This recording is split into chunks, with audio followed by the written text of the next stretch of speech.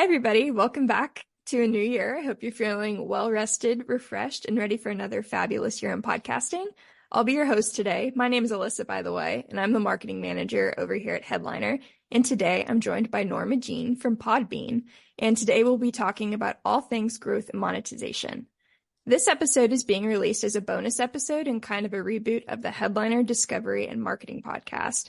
But don't worry, the Headliner Pod is definitely still alive and kicking and will be back in action every Thursday this year. But enough about that. Before we get started, Norma, would you like to say hi and introduce yourself? Yeah, hi everybody. My name is Norma Jean. I am the head of events at Podbean, and we are a podcast hosting and monetization company. So we're the company that you use to publish your podcasts and to monetize it. So we've got a lot of ad solutions built in, along with a lot of other really cool, fun aspects of the platform. Well, thank you again so much for joining us. I don't know a ton about monetization and podcasting, so I'm personally very excited for this. Yeah, we've got a lot to cover today, so let's go ahead and get to it. So Norma, are you ready? I'm ready. Perfect. Okay. So my first question relates to growth and more specifically to first-time podcasters or people to look to get into podcasting. So how can podcasters choose a niche topic that meets their listenership goals and has the potential for audience and engagement growth? Yeah, absolutely. So we get this a lot at Podbean from our podcasters in terms of like, how do you know when you've niched down enough, right? How do you know if a topic is too broad or if it's too specific? And that's really going to be different for every podcaster. So, the first thing I would say is think about your overall topic, right? Let's say, do you have an example that we can go with, or should I use mine? Use yours, because mine will be obscure. No, I like obscurity. Go for it. Horses. I'm a horse girl. Great. So. Oh, okay. All right. So let's say you want to have a podcast about horses. You're a horse girl. You're all about it. You're all about the equestrian life. So if you wanted to have a podcast about horses, maybe horses is a bit too broad, right? And so maybe you also want to talk about riding your horse, or you want to talk about taking care of your horse, maybe owning a horse, or if you ride very often, maybe I think horse people correct me if I'm wrong here, but I think sometimes you can share a horse with other people, right? So maybe you want to talk about that aspect of it. Maybe you want to talk about all the gear you have.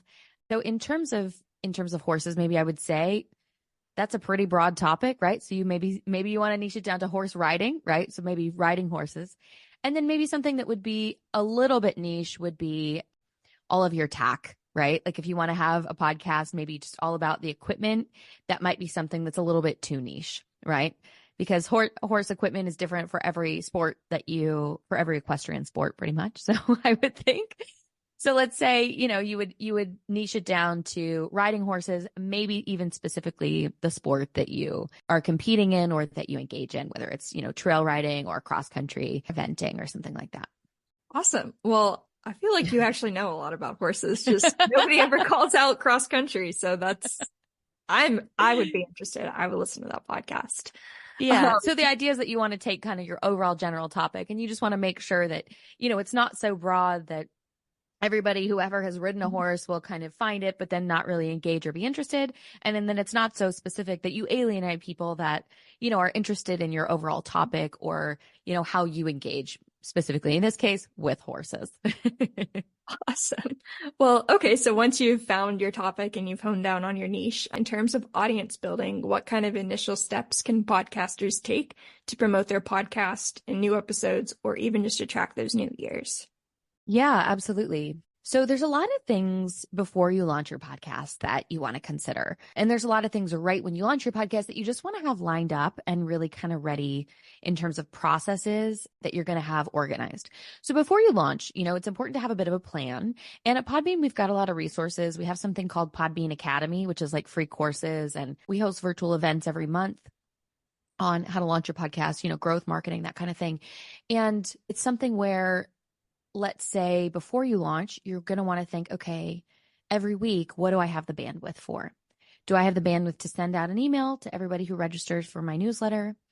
Do I have the bandwidth to post on every social platform that I think my listeners might be on, or maybe the top 2 or the top 1 platform? Do I have the bandwidth even to produce a show every week and to think about that frequency? So that's really important, number one, because People, psychologically, there's these subconscious patterns that people, rely on. So if you say, hey, my show's going to be weekly, but a month in, you start to say, oh, I didn't get to it this week, right? Or, oh, hey, maybe it's been a couple of months, or, oh, I moved on to something else. It's not really going to promote your show in terms of that consistency. So consistency, I would say, is one of the top tips. And there's a lot of things you can do in terms of that consistency, right? But pick the things you can do. That's number one, right? And maybe your podcast is going to come out every week. Maybe it's going to come out multiple times a week. If you're super ambitious, maybe it's going to come out every 2 weeks. Maybe it's going to come out every month, but it's important to have that consistency. That's number one. I'd also recommend having a trailer, and a trailer is really important because it gives people a little bit of a chance to check out your show without the commitment of really following or listening to a full episode. And you can launch your trailer before you publish your first episode. So what a lot of shows do is that you'll create a beautiful trailer. You'll publish it as your first episode. And at Podbean, you can label it as a trailer. So in a lot of directories, such as Apple Podcasts, that kind of thing, it'll be marked as a trailer. And that's a really cool feature. So before your first episode comes out, you can already start promoting. So you can already create that runway, which is really important. In terms of growth and audience development, once you've launched, it's important to engage with your listeners, right? So the first thing I would say is, and this is kind of a really simple one. And I'm sure you guys talk about this at Headliner, but don't just post on social media and kind of leave it there. Engage with your audience, right? If somebody leaves a comment back, say thanks, right? Like for like, jump in there and work on connecting with people in your community. I think that that's a really important thing. On the horse example, right? Find other people who like horses and engage with them. There's also Facebook groups for a lot of the topics and interests that people have and start podcasts on. And so you can join those groups. You can engage with people online about your topic. Additionally, I think the network that you create with your podcast is really important. And that can also be in the form of guests that you have on your show. So maybe, there's a guest or there's somebody in the space who is on a similar journey with horseback riding. We're running with this example. We're running with it. I'm here for running it. with it. I'm a horse girl now at this point. Maybe you want to find other people who are experts or who are on the same journey as you, and you want to have them on the show. And so they'll promote it to their networks. And so more people within the niche and interest of your podcast are going to be able to find it, like the content, and engage with it. So that's another really important aspect. And like I mentioned before, that consistency is really key. Just know that you can grow your show and you can build these things out as you go. But if you promise too much in the beginning, it can be a little bit difficult to get that audience trust back. That's awesome. I mean, yes, we're always screaming to the mountaintops, please engage in your audience. Putting stuff on social media, of course, is a great way to get discovered and get listenership. But if you aren't engaging, then it's so hard to retain that audience and that following and get in people's algorithms. So love that you said that. But kind of in that same vein, thinking about our next question, how important is social media and podcast promotion realm? And because it's a new year, are you kind of predicting any platforms that are going to be like the it platform or trends in podcasting? Yeah, well, I mean, once again, it depends on your topic, right? If you have a business podcast, LinkedIn is where you want to be. There's a lot of other great examples of podcasts that have just taken off and gotten exponential growth on TikTok. That's a really big one. But it's also important to understand your commitment and where the audience is. We have a lot of podcasters at Podbean who've gotten incredible amounts of exposure and growth through TikTok, but also, that really ventures into content creation. How much time are you going to spend with a green screen, making your TikTok, almost making a trailer for each episode, which is great if you have the time and the bandwidth. Don't get me wrong. But if you don't, it's something that is important to think about in terms of consistency. In terms of the importance of social media, it's where a lot of people are going to find your show. It's where a lot of people are going to be able to engage with you, engage your guests.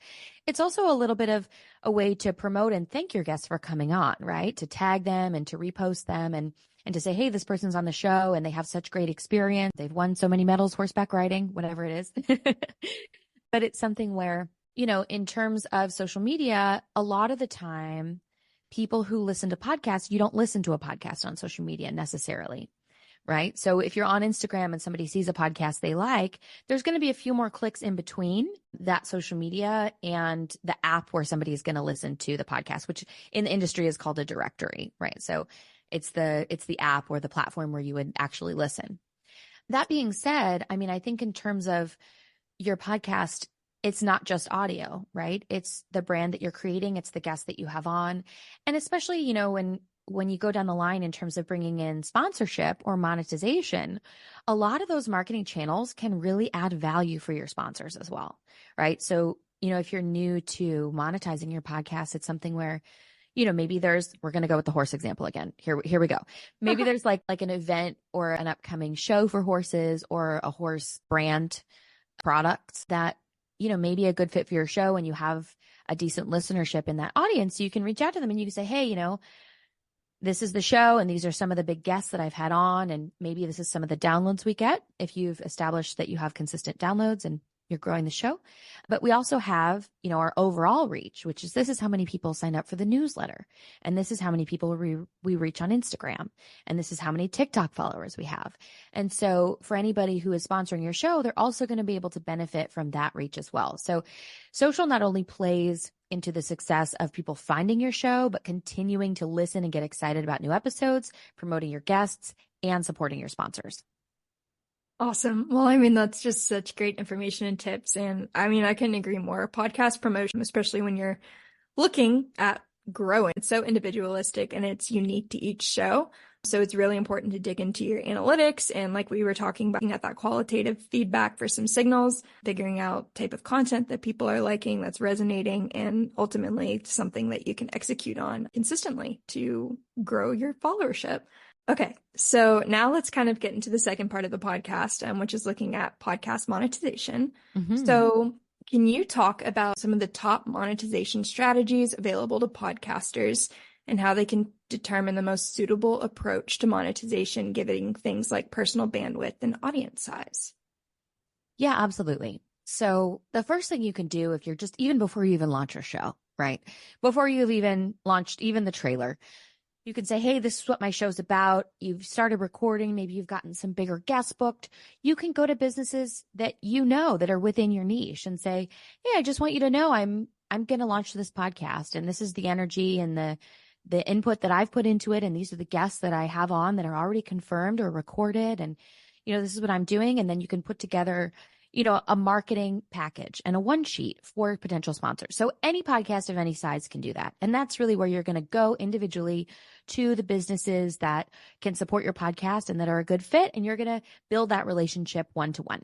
And so any podcaster at any point can do that. And I think that that's really important, especially for specific niche podcasts. For example, we have a podcast with us called DNA Today, and it's all about genetics, right? So their sponsors are not going to be horse brands, right? Like we're talking about a horse podcast or a podcast on horses or an equestrian podcast, one of those. But it's something where, approaching the businesses within your niche that are going to gain value, right? Who are going to be able to and want to align themselves and their products and their services with some of the guests and experts that you have on your show is really important. So that's number one. And that would just kind of be a direct approach. And you can say, hey, I'm going to run this ad on my podcast. It'll be a 30-second or 1-minute ad. From there, there's a couple of ways that you can put that ad on the podcast. And so let's talk about that next. So once you've got the ad, and usually the host will record it themselves, and that's called a host read ad. And if you're listening to a podcast and the host offers a personal endorsement, statistically it does better because the audience trusts the host, right? Your audience of your podcast trusts you. They trust you to create good content. They trust your taste. And so you can say, hey, this is a product that I've tried. Make sure you try the product. That I like. Make sure you like the product. And that I think maybe, you'll like it too. Give it a try. Here's a discount code, that kind of thing. And so that would be called a host read ad because the host reads it. Now you can insert that ad to your podcast in several ways. The original way and the oldest way that people have been doing it is called baked in. And that's where it's part of the original audio of your podcast episode. And so baked in ads are pretty popular, but once an ad's in your episode, you can't change it. So there's a lot of solutions now with technology that are incredible. At Podbean, we have dynamic ad insertion built in. DAI is the acronym that we use for it. And at Podbean, it's called Pod Ads, and it's a really phenomenal technology. And so what you would do is you can select the timestamp in your podcast where you would like to insert the ad, and then you can change the ads up. So if you're a podcaster, what we love about podcasting is that a lot of shows have been around for years and years, and you develop a rapport with the host. The host develops a rapport with your audience. And one of the things that's great about that is that you can serve fresh ads on your entire back catalog.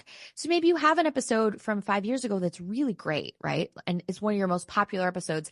And even now, it still gets significant downloads. You can continue to monetize that episode with fresh ads. You can continue to sell those ad slots continually. So you can keep selling them and keep generating revenue from the content that's evergreen. So that's a really cool thing. And Podbean, you literally upload the ad, you insert it into the episode. You can select all your episodes. You can select whichever episodes you want. It's a really cool technology. So that's called Pod Ads. At Podbean, we also have an ads marketplace, and that's kind of an online marketplace forum where you can list your podcast, and people who want to buy ads on podcasts can find your podcast and buy ad campaigns. As a podcaster, you can, approve them and make sure they're a good fit for you. And then literally people will find your podcast and book ads through your show, which is a really cool feature as well. And our ads marketplace, it's free. You can sign up. It's phenomenal. So that's also built in. And then the third kind of digital ad is called programmatic. And programmatic is a really interesting ad format. We also have it at Podbean, so you can opt in. And it's where ads are served in near real time. And so it's done with servers. And you have a demand side platform and a supply side platform, and it's all very technical. But basically what happens is that as someone's listening, the ad will get served into the show. And so that's also really cool because as a podcaster, you don't have to do anything. You just sign up and then the ad will automatically be inserted into your show. And you can select at Podbean, if you don't want any political ads or anything like that, sensitive topics, we have options to opt in or out of those kind of things. It's a really cool thing because then you don't have to think about it. You don't have to manage it, and you can just get a check, which is, I think, really what most people want when they think about monetizing. That's so awesome. So kind of more impromptu, there are a lot of ways that you can kind of almost like filter the type of content that's being featured on your show if you are trying to monetize it. Some things that we talk to podcasters is people are always concerned about their brand, of course, Yeah. and put it the best foot forward. So are there like a lot of ways that you can control the type of content that's being monetized on your podcast? Yeah, absolutely. So with the ads marketplace, you get approval. So anybody that wants to buy an ad on your show, you get to approve it. With the first example that I gave in terms of that DAI, dynamic ad insertion, you would be, uploading the ad yourself. So you'd have approval. And with programmatic, that's where the Podbean team and our advertising team goes out and works with really big brands. So you can select what kind of ads you're comfortable with. And that's really important as well. And then based on the demographics of your listener, they'll just be inserted automatically. So you won't necessarily get to approve the company specifically because it's served in almost, near real time, down to the microsecond. I mean, that's really cool technology. So my last question I have to ask, we're starting a new year. A lot of people are thinking about kind of either starting something new or even just like rebooting something. So do you have any pieces of advice for podcasters who are looking to start their monetization journey in 2024? Yes, so much advice. And obviously, if you have any questions, you can always email us at podcastingsmarter@podbean.com. I also just want to throw that out there because we do field questions and also help them. But in terms of monetization journey and starting it, I think it's important, number one, to look at what you're working with. What's your podcast about? What's the audience size you have? What's the social reach you have? What's the newsletter reach you have? What kind of guests are you booking?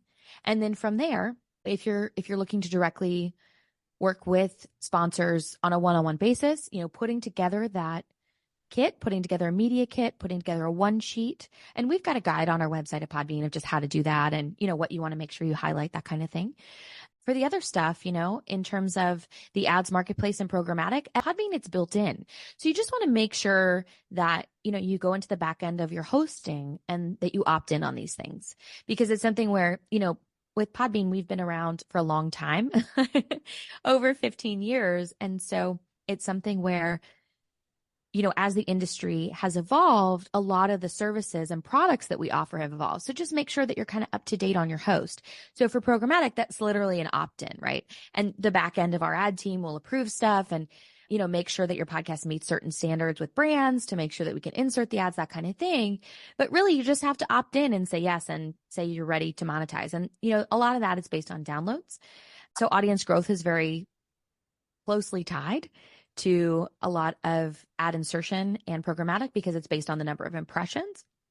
And so it also ties in with that audience growth of how can you engage with your audience more? How can you continue to grow your audience? And I think also, we mentioned audience engagement and a few other things, but I think also, having a call to action is really important as well. If you give people something specific to do, they're more likely to do it.